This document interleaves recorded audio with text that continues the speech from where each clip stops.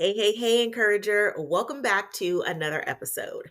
I know communication has been a huge topic that we've been talking a lot about lately, mainly because it's so important in relationships. And I don't know anybody who doesn't want to have better communication in their relationship. And I feel like communication becomes an even bigger factor when it's not happening right. When you are tired of having the same fight, the same argument, the same disagreements on repeat, communication becomes a key that you need to unlock. Did you know that effective communication can improve relationship satisfaction by 50%? Yes, 50%. Okay, listen, if we are not in this for the relationship satisfaction, then what are we even doing?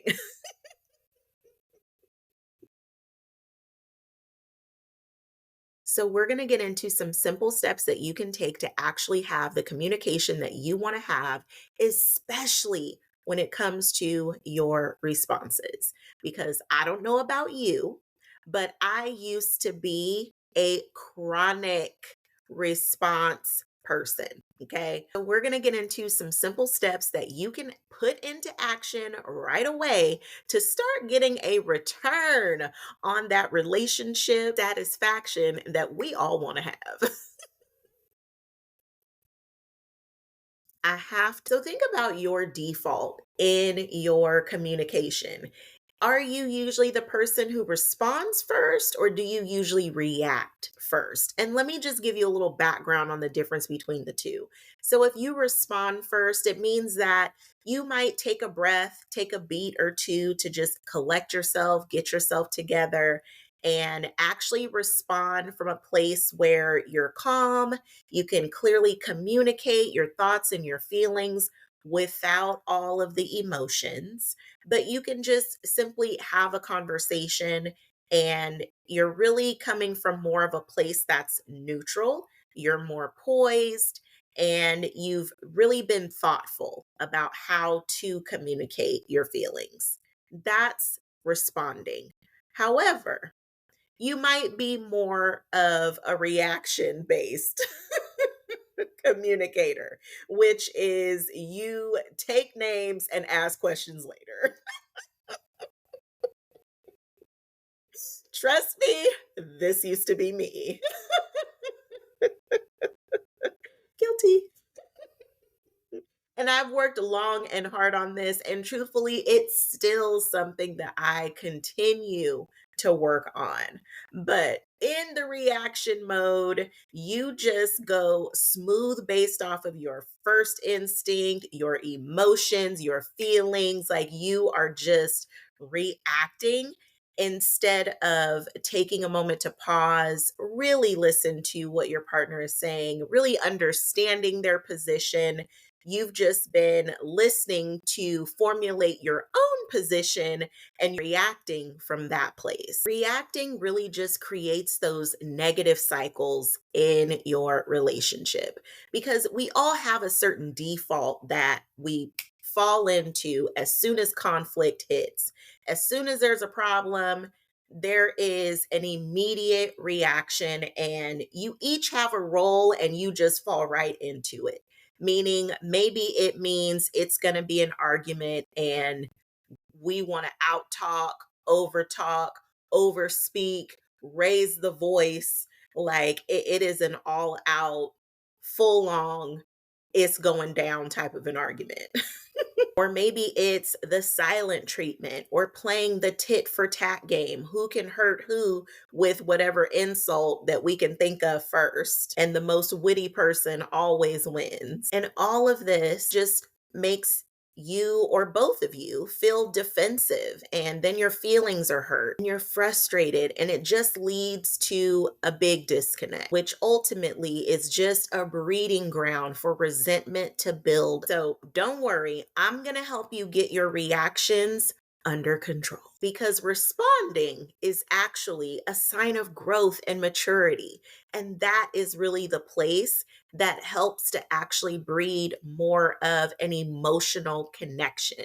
because communication can either be the bridge that helps to bring you two together, or it's going to be the bridge that you blow up because there's too much reaction going on and not enough compassion going on. So, let me just share 3 simple steps that you can use when you start to feel like it's about to go down. Call this the OPP.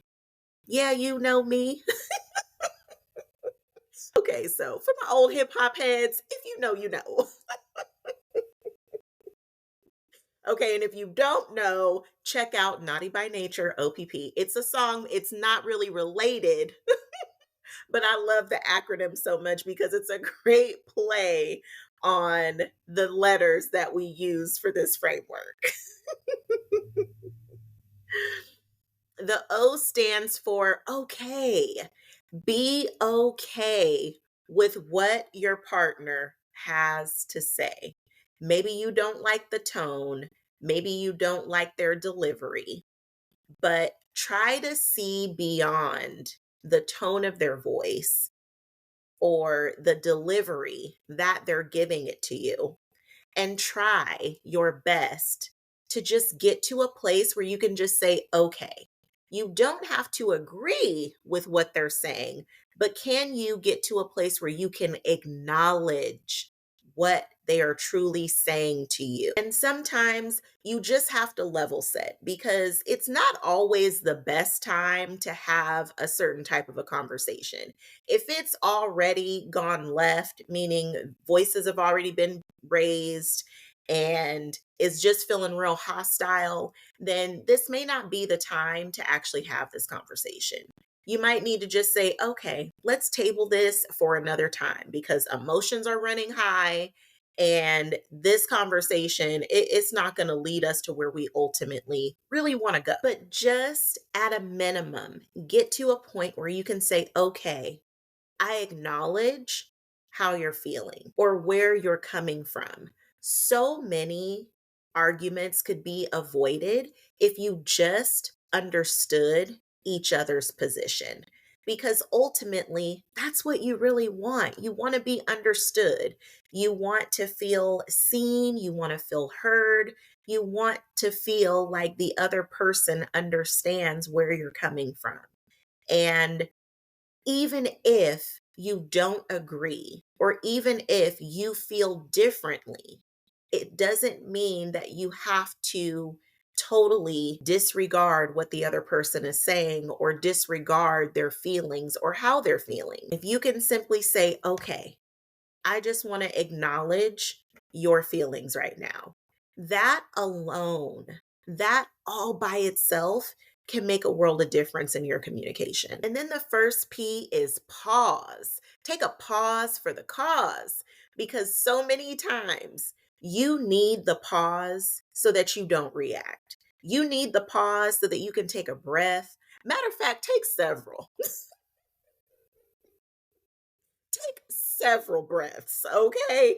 Catch your breath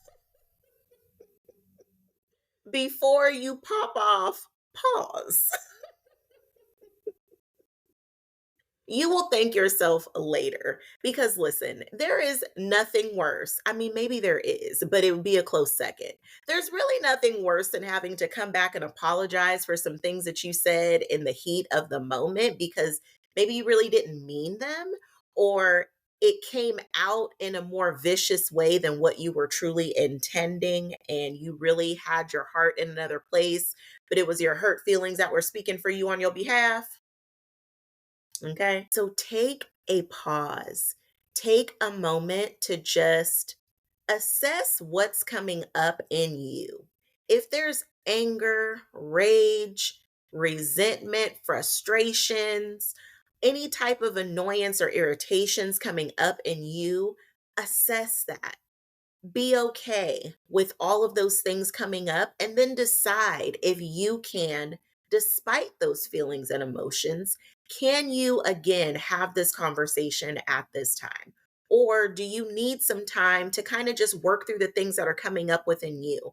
Because let's also take a note in this place of pause that sometimes the things that are coming up in you they really don't have anything to do with your partner per se.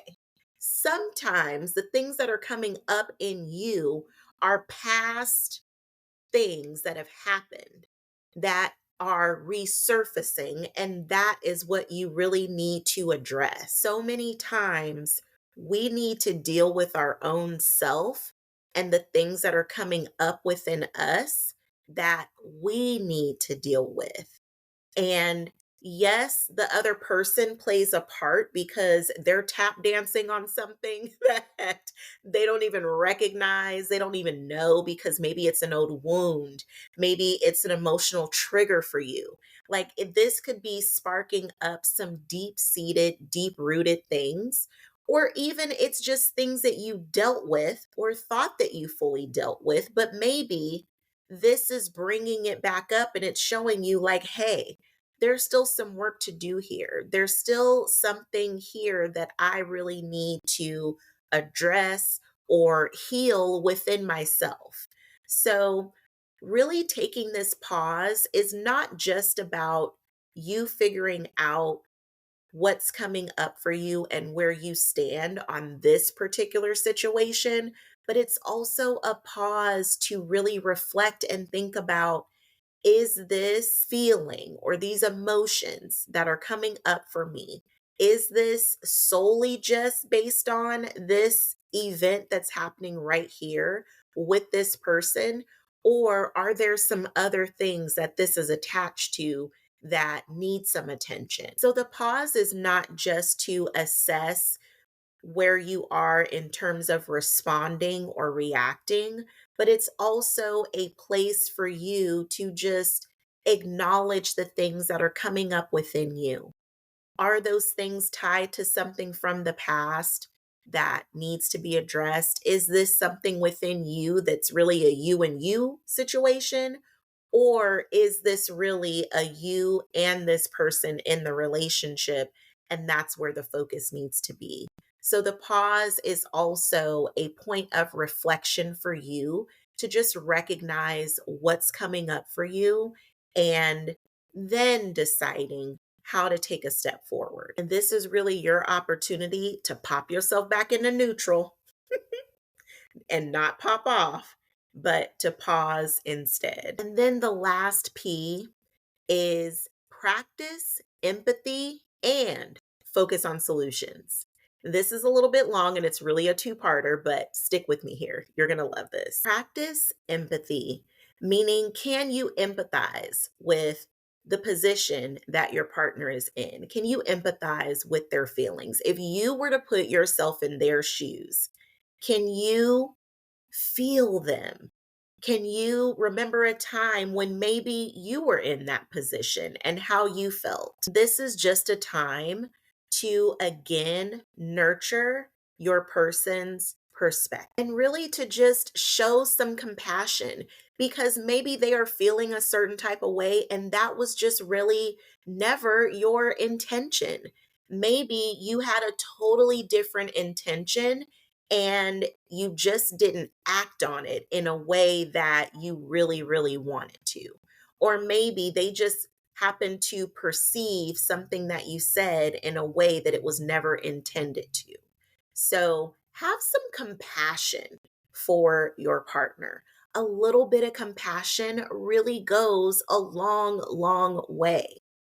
And after all, wouldn't you want them to have compassion for you? And I mean, actually, this is like a whole nother episode. We touched on this compassion situation. So if you want to hear more about that, drop me a little note and let me know if you want to hear more about compassion, because I feel like I could talk about that for days. But really, if we can just practice a little bit more empathy and compassion for the other person, it really does create more of an environment that's more open and welcoming and more loving and caring. Because think about it, when you feel like your partner is fully seeing you, they are hearing you, they are showing some compassion for your feelings and where you are, doesn't that just feel so amazing. Don't you feel more secure in your relationship when compassion is meeting you and not just being criticized? So, really take that element into your communication. How can you show some compassion for where your partner is standing? And it's not about being right or wrong, it's really about just acknowledging them, showing some empathy and some compassion, just showing that you care about their feelings and where they stand, even if you have a different position. This is how you keep building a bridge in your communication and really creating an environment that you can both nurture each other and thrive in. And from this place, it's so much easier to focus in on solutions because if you have taken a stance of empathy and compassion with your partner, they are more likely to also do the same for you.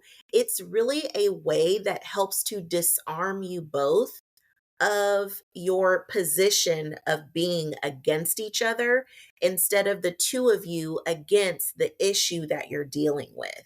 This helps you lay down your weapons because some of y'all don't fight fair, okay? But this really helps you lay down your weapons so that you are both in a neutral position and you're not fighting each other, but fighting for your relationship. If you're going to fight for anything, fight for each other. And it's in this place that you can really focus in on solutions, not just solutions that work for you or the other person, but really what's going to work for the two of you in this relationship. So it's not just about what you can do or what I can do. Those things are important because in order for you to have real solutions, it's going to take the two of you. So after you've taken the steps of what you can do and what the other person can do, then it's what can we do together for this to work? What can we do together so that this feels like a safe space, so that this feels more like a team, more like we're working together, more like we're collaborating, more like it's you and me and not allowing all of these things to create the distance in between you. So, how can you now focus in on solutions that are going to help you continue to build the bridge to stay connected instead of a bridge that leads you further apart or that just gets blown up because of emotions getting out of control? Because if there is one common thing that everyone is seeking in their relationships, it is craving connection.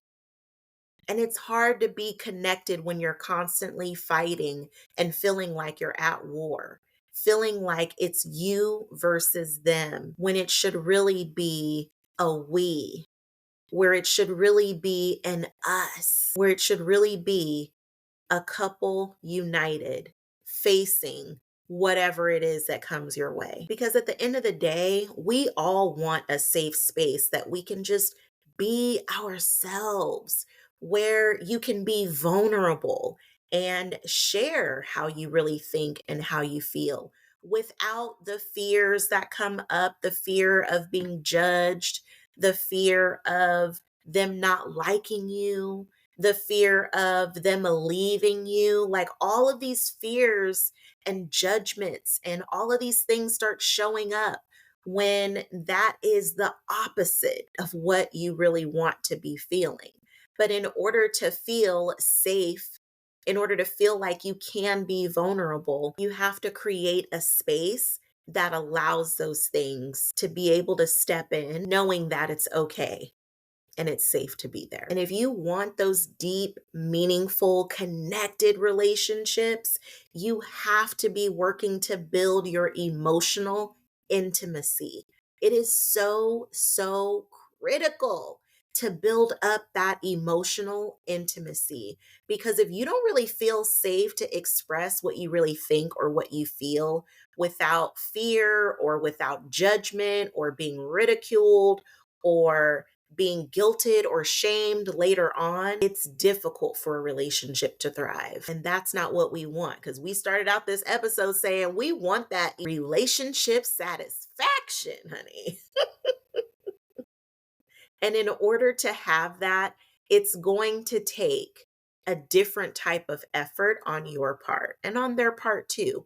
But you only can control you. So let's start with you. We got to start to build that deep emotional intimacy. We got to start handling things together as a unit, one band, one sound. Because that's really the environment where you feel like you are growing together as a couple and creating an environment where you both feel valued, seen, heard, and understood, nurtured, and cared for. Communication should really create harmony in your relationship, like your favorite love song. So I hope that you loved and enjoyed this episode as much as I loved and enjoyed making it for you. And I created something special for you. There is a free response and responsibility checklist, and it is yours. All you have to do is click the link in the show notes and snag your checklist. It's going to give you some simple steps that you can take in order to de escalate and have the communication that you want to have. And there's even a mini guide that's packed with the actual questions that you can ask each other, and even more steps that you can take to help you build the productive and positive communication you really want to have. It is so important to me now more than ever. We need each other. We need the people in our lives, and we need our relationships to be intact. And now more than ever, I just want to help people have the amazing relationships that we all crave and desire. So encourage over your communication, because together we can. Encourage over everything. See you soon.